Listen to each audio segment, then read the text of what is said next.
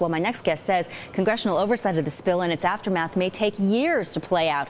And he should know during his 20 years in Congress, he helped develop landmark energy legislation, including the Energy Policy Act of 1992 and the 1990 Clean Air Act amendments. And his list of accomplishments in the energy field goes on and on. Right now, though, Phil Sharp is president of the environmental research group Resources for the Future. Phil, great to have you on the show. So Tony Hayward did not answer many of the questions you just heard in the hearings. So do these hearings really accomplish anything, or is it just one big show of political theater? Well, it's obviously a combination of things, and I think the important things to recognize is not just this hearing, but other hearings. They do several useful things, and then they do some that are not particularly useful at all.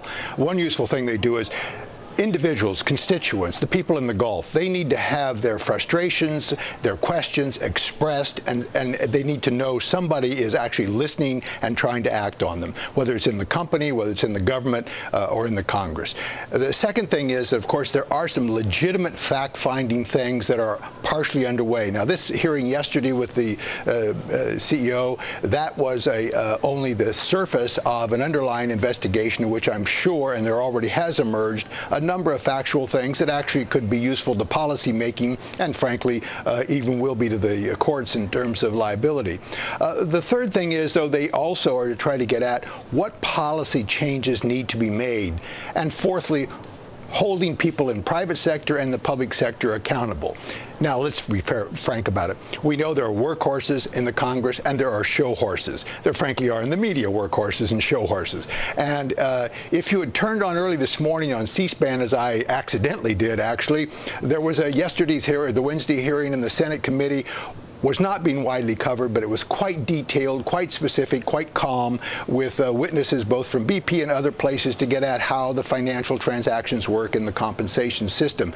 Those are important, but they aren't flashy and they aren't getting as much attention. So some of it's definitely useful, some of it's a lot of chaff that goes with the wheat. Let me ask this follow-up regarding the news of the day that the chairman of BP said that Hayward is being the CEO removed from the day-to-day operations of BP. Do you think that's in direct reaction to his performance on the hearings, or do you think that was in the works and that this will actually have some true effectiveness? Well, of course, I don't know. But I think one of the interesting questions here is for corporations, as well as people that run big operations in government or anywhere, is what is the appropriate expectation for what a CEO ought to do? This came up in Enron with Ken Lay, for example. It comes up again and again in the financial crisis. It came up under Sarbanes-Oxley as to just what is the expectation, what's a legitimate and reasonable expectation. Obviously, some people have inflated expectations, have no idea the complexity of these large organizations in which it's understandable that a CEO wouldn't know everything. But there are some things, and there are processes, and there are personnel selection issues that do matter in these instances. Let me ask you, from your experience in Congress, what goes on in those public hearings versus what goes on behind closed doors? Well, sometimes what's going on behind closed doors is in public as well. The arguments burst out in public. But some people are posturing very clearly in these hearings. We recognize that, and most citizens can spot that, while others are really digging deep.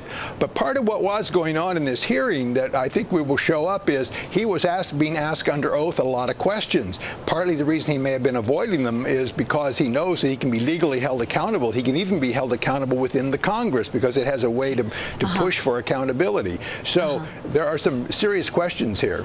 Well, we'll have to leave it there. Phil Sharp, thank you so much for your time and your insights.